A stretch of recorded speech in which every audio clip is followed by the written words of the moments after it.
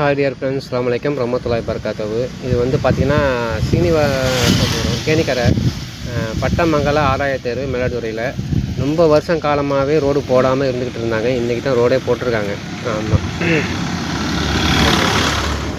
ரொம்ப காலமாக ரோடே சரியில்லாமல் இருந்துச்சு, புதையும் குழியுமா.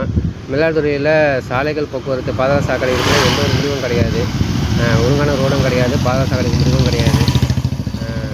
ரொம்ப மோசமான ஒரு பாதாள சாக்கடை பொறுத்த வரைக்கும். இப்போ தான் ரோடெல்லாம் போட்டு அருமையாக வச்சுருக்குறாங்க.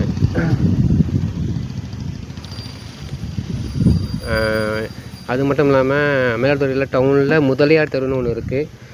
அங்கே தான் வந்து பைக்கு ஸ்பேர் பாக்ஸ் எல்லாம் விற்கக்கூடிய இடம். அந்த தெருவை பார்த்திங்கன்னா பட்டு மோசமாக இருக்குது, ரோடு போடாமல்.